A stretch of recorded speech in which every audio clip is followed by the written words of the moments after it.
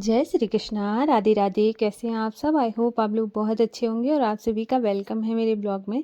तो आज का दिन है गुरुवार का और मैं अभी सीधा उठ गई थी और उठने के बाद जो घर के काम होते हैं वो सारे कर लिए थे। फिर मैं आ गई थी, माधु आशु को मैंने जगाया, उसके बाद उनको स्नान वगैरह कराया। तो आज मैंने ब्लॉग थोड़ा सा लेट स्टार्ट किया है क्योंकि इससे पहले वाला जो ब्लॉग था मैंने उसमें शेयर किया हुआ है कि मुझे थोड़ा सा सुबह में आज एडिटिंग करनी थी। क्योंकि जो आपको जो कल ब्लॉग मिला है, मतलब जो आपको गुरुवार को जो देखने को मिला था वो मैंने गुरुवार की सुबह ही में एडिटिंग की थी उसकी। तो इस वजह से थोड़ा सा लेट हो गया और निष्ठू का स्कूल भी है, तो मैंने सोचा ज़्यादा फिर अगर मैं रिकॉर्ड करूँगी तो स्कूल के लिए लेट हो जाएगी। उसकी बस तो टाइम से ही आएगी, मेरा चाहे काम इधर उधर हो सकता है लेकिन उसका बस का तो कुछ भी नहीं हो सकता। तो फिर मैंने यहाँ पे ना अभी मैं सारा काम करके और उसके बाद नहा कर, और कल रात को ही मैंने ना साड़ी निकाल के रख ली थी कि मेरा मन था कि मैं साड़ी पहनूँ। तो मैंने ये वाली साड़ी निकाल के रख ली थी, बस मेरी प्रेस थी वो थोड़ा सा ख़राब हो गई जिसकी वजह से ये थोड़ी सी वैसी नहीं हो पाई जैसी मतलब होनी चाहिए थी, प्रेस नहीं कर पाई। पर कोई नहीं है, पर मुझे ऐसे बहुत पूजा पाठ में ना साड़ी पहनना बहुत अच्छा लगता है। उससे ना एक अलग जैसे क्या होता है ना कि ट्रेडिशनल वाला जो फील आता है ना, कि आप हर चीज़ के जो कपड़े हैं वो इसीलिए शायद बनाए गए हैं कि कब कौन सा पहनना है।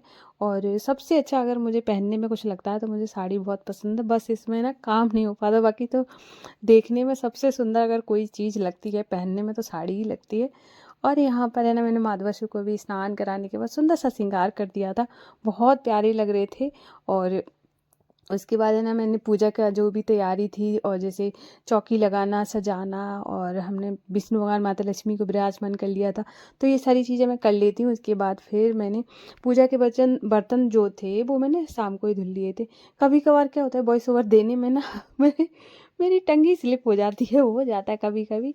तो अभी है ना मैंने यहाँ पर पूजा के जो भी सामान था, दिया वगैरह जो बनाना वो सारे बना लूँगी। क्योंकि अब जैसे क्या होता है कि मैं कितने दिए जलाती हूँ मैं आपको बता देती हूँ सुबह के टाइम में। तो अभी जैसे सुबह के टाइम में मेरे यहाँ पे ना 3 दिए जल रहे हैं, धूप बत्ती वगैरह मिला के, और ये जो हम हवन करेंगे ऐसे मिला के तो 4 हो गया है। तो मैं ऐसे, क्योंकि एक मैं ऊपर रखूँगी और एक मैं नीचे रखूँगी, जो अखंड ज्योति मैं जलाती हूँ वो वैसे ही मतलब जितनी देर जल पाए उतनी देर मैं कोशिश करती हूँ शाम तक जल जाए। तो ऐसे करके मैं जलाती हूँ। एक जो दिया होता है, आप कभी भी अगर कोई पूजा करते हैं जैसे व्रत वगैरह करते हैं तो उसमें क्या है ना, आपको 2 दिए जलाने ही हैं। क्योंकि एक दिया ऐसा होता है कि बोलते हैं ये जो बोलते हैं ना, साक्षी वाला दिया बोला जाता है कि हाँ मैं व्रत कर रही हूँ, ये आपका वो वाला दिया है। और एक से आप जो एक जो दिया होता है उससे आपको आरती करनी होती है। तो ऐसे करके आपको 2 दिए जलाने चाहिए। पहले मैं नहीं जलाती थी, हमारे यहाँ पे कथा हुई थी तो पंडित जी ने हमें बताया था। ये मतलब हो गया है 2 साल पहले, मैं गाँव गई थी, गाँव में कथा हुई थी तब, सत्यनारायण की, तब पंडित जी ने बताया था कि 2 दिए जलाने चाहिए। तब से मैं तो यहाँ पे मैंने दिए जला दिए थे। और उसके बाद फिर मैंने अपने माधव वशु को ना दर्पण सेवा दी, क्योंकि उनको मैंने श्रृंगार किया है तो उनको दिखाना तो बनता ही है कि वो कैसे दिख रहे हैं। उसके बाद फिर मैंने यहाँ पर है ना हवन किया। और इस पूजा में मैं हवन तो करती हूँ, और ज़्यादातर अगर आप वैसे भी अगर जैसे व्रत नहीं रखते हैं तो भी अगर वीक में एक बार हवन करते हैं तो बहुत अच्छा होता है घर के लिए।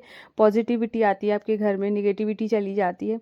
और एक दिन कई लोग हैं जैसे व्रत नहीं रखते हैं तो उस दिन है ना सिर्फ हवन कर लेते हैं। तो ये भी बहुत अच्छी, जैसे मेरा कभी है ना जैसे कहीं मुझे जाना है या फिर कोई रीज़न है जिसकी वजह से मैं व्रत नहीं रख पा रही हूँ तो मैं क्या करती हूँ, मैं हवन कर लेती हूँ, पूजा पाठ कर लेती हूँ वैसी।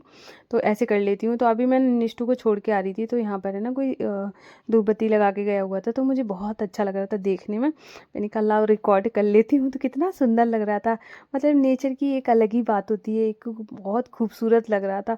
ऊपर से मतलब सूरज निकला हुआ है, धूप बत्ती जल रही है, कितना खूबसूरत लग रहा था।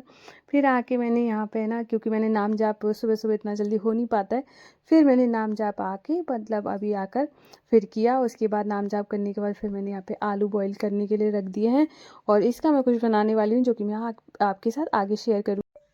राधे राधे, जय श्री कृष्णा। तो आज है गुरुवार और मेरा पूजा पाठ सब कुछ हो गया है, वैसे मतलब काम खत्म हो गया है। अब मैं सोच रही हूँ कि हलवा बना लूँ, वो भी जो उसका बनता है ना आलू वाला, जो कि बहुत टेस्टी बनता है। अभी मैं आपको रेसिपी भी शेयर करूँगी कि कैसे बनाती हूँ। तो उसके लिए मैंने आलू बॉईल कर लिए हैं। बस आलू तो मैंने आपको रखते हुए दिखाया ही था, अब आगे की जो प्रोसेस होगी तो वो मैं अभी करूँगी चल के, उसके बाद तब मैं आप सबके साथ शेयर करूँगी।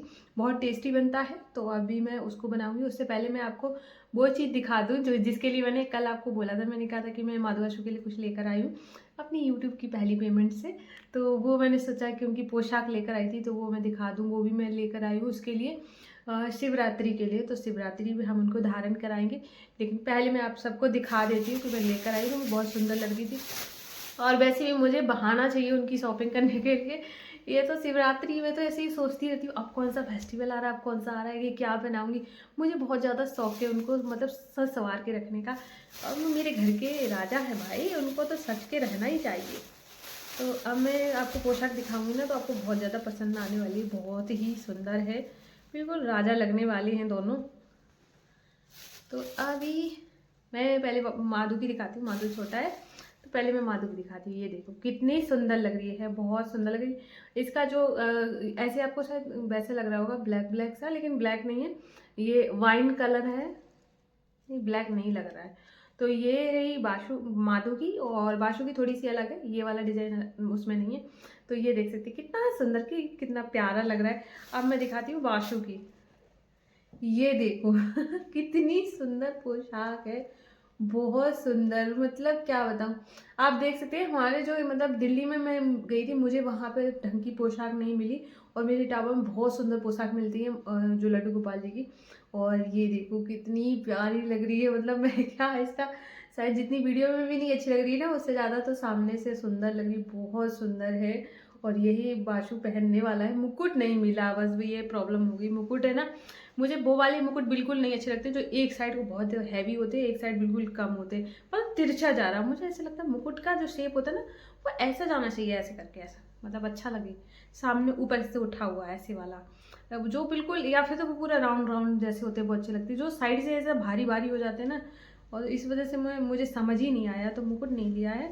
बाकी पोशाक तो क्या ही कहने पोशाक के, मतलब जितना तारीफ करिए उतनी कम है। और अब मैं दिखाती हूँ, ये माला है, ये मैंने ऐसे ही ले ली थी, मतलब मुझे अभी जो आज भी वो जो पहनी है वो भी मतलब मैंने तभी ली थी, मतलब कल ली थी, मतलब 2 लेकर आई थी, एक पहना दी, एक ये रही। और जो माधु ने मुकुट पहना है आज, तो वो वाला भी मैं लेकर आई थी, वो भी मैंने पहना दिया है। और दूसरी बात है, और ये मैं बहुत दिन से सोच रही थी कि कई सारे मुकुट ऐसे होते हैं जिसमें ना मोर पंख लगा ही नहीं रहता, तो मैं उसके लिए पहले मैं बहुत टाइम उनसे पूछा था दुकान वाले भैया से, लेकिन उनके पास आया नहीं था, अभी आ गया तो मैं ये लेकर आई हूँ। तो ये लाई थी, और मैं लेकर आई हूँ ऐसे ही, मुझे ईयरिंग छोटे से दिख गए थे तो मैं ये लेकर आई हूँ। और माधु के भी हैं, माधु के दूसरे बैग में है, वो थोड़े जैसे गोल्ड का होता है, जैसा मेरा ये है ऐसा ही सेम। तो और मैं लेकर आई हूँ ये माधु के छोटे छोटे से हाथ के, कितने प्यारे लग रहे हैं, बिल्कुल पास से स्टोन वाला है। और अब मैं दिखाती हूँ बाशु का। माधु के इसमें ऐसा था नहीं, ये देखो ऐसे नीचे लटकते हुए, नहीं कितना सुंदर लग रहा है, पहनेंगे ना तो बहुत सुंदर लगेंगे। तो ये रहा एक माधु की, ये मुकुट है छोटा सा, कितना क्यूट है, देखो कलर भी अच्छा लग रहा है, पर ये इसके साथ नहीं जाएगा, लेकिन कंट्रास्ट में भी चल जाएगा। लेकिन देखती हूँ दोबारा चक्कर लगा तो देखूंगी, नहीं तो फिर देखे। और मैं लेकर आई हूँ उनके लिए ये तुलसी माला, ये तो मैं अभी पहना देती हूँ, मतलब ये पहना भी सकते हैं और आपके हाथ में भी ऐसे करके रख सकते हैं, बहुत सुंदर लगती है। तो मैं अभी बाशु को दे दूँगी, ये गिफ्ट करती हूँ। मैंने उनको पूछा आप लोग मुझे बताना ये तुलसी माला ही है, मैंने उनको बोला लिखा तो है असली तुलसी माला, पर मैंने उनको बोला, मैंने कहा इतनी बड़ी बड़ी बीट्स तो होते नहीं है तुलसी में, बोले उनका नहीं की तुलसी है, ये गले में नहीं जाएगी बाशु के, बस ऐसे हाथ में पहना दिया करूँगी। तो ये देखो कितनी क्यूट सी लग रही है, प्यारी सी, तो मैं ये एक तुलसी माला लाई हूँ। तो ये था उनकी शॉपिंग। और जो मैंने बांसुरी सोची है वो तो मैं बाद में लूँगी, मैंने सोच रखा है कि मैं माधु आशु को ना चांदी की बांसुरी गिफ्ट करूँगी जब मैं थोड़ा सा पैसा इकट्ठा कर लूँ तब तो मैं सोच रही हूँ मैं किसी से मांगू नहीं, मैं अपने पैसे से दूँगी, मुझे ऐसा शौक लगा है। तो अब मैं इनके कपड़े रखूँगी, अब ये सब पहनेंगे तभी शिवरात्रि पे। तो अभी मैं बाशु को ये बना देती हूँ, उसके बाद चलते हैं किचन में और बनाएंगे हलवा।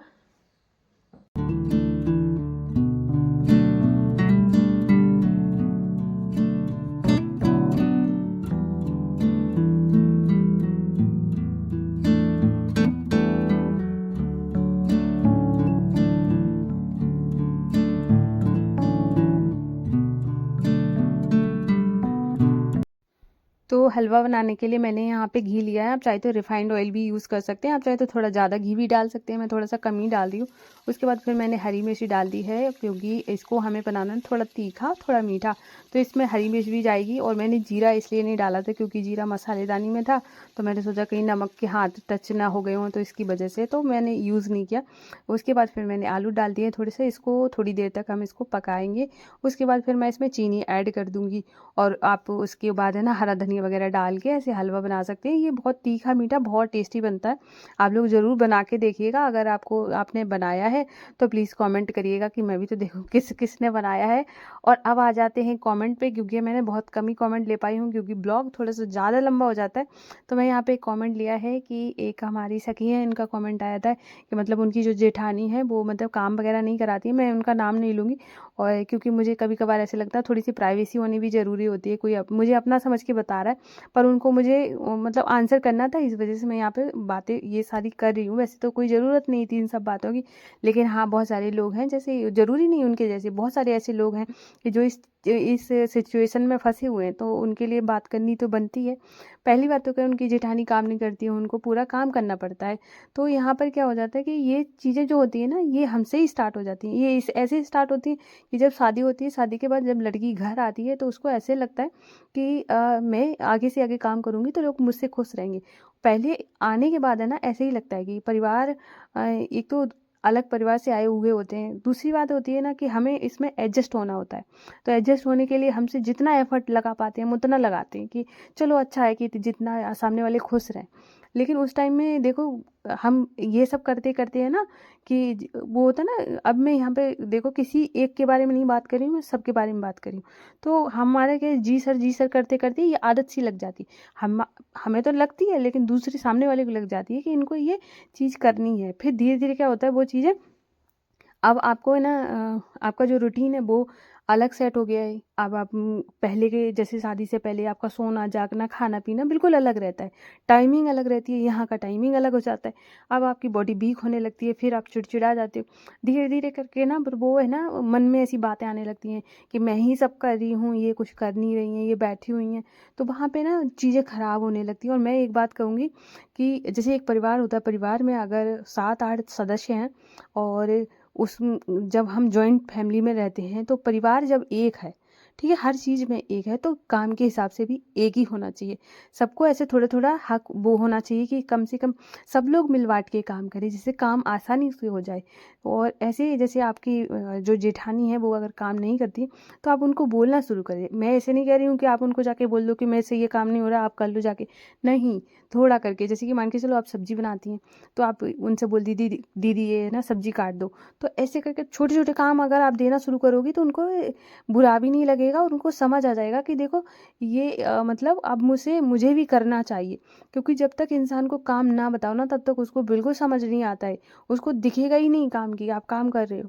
तो इसलिए ना काम देना शुरू करो, छोटे छोटे दो, छोटे छोटे देते देते फिर बाद में थोड़ा कभी कभी बड़े बड़े दे दिया, ऐसे करके तो वो काम करना स्टार्ट कर देंगी। देखो लड़ाई झगड़े से या फिर जैसे होता है ना जवाब देने से, इनसे कभी कोई काम नहीं बनता है।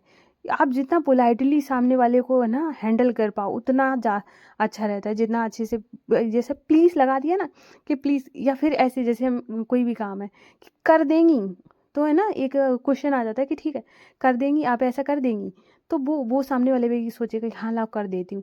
और अगर आपने ये कि आप तो करती ही नहीं हो, तो वो वहाँ पे ना कि कम से कम आपको इतना तो करना चाहिए, वहाँ पे बस आपका टोन चेंज हुआ और वहीं से सारी बात खराब हो गई। तो बस ऐसा ना थोड़ा सा पोलाइट होके, बस ऐसे ना थोड़ा सा अपना काम निकलवाना, जैसे ना। तो मैंने आपका शायद आंसर दे दिया है, और ये ब्लॉग ना खत्म होने वाला है, इसलिए मैं इस ब्लॉग को यहीं एंड कर रही हूँ। और जिस किसी भी क्वेश्चन रह गए हैं वो अगली ब्लॉग में मैं ले लूँगी। और आप लोग बताना कि आपको आज का ब्लॉग कैसा लगा है। अगर पसंद आया हो तो प्लीज़ वीडियो को लाइक कर देना, और अगर आप लोग न्यू हैं तो चैनल को सब्सक्राइब करना बिल्कुल ना भूलिएगा। और मैं आपको मिलती हूँ कल न्यू ब्लॉग में। राधे राधे, जय श्री कृष्णा।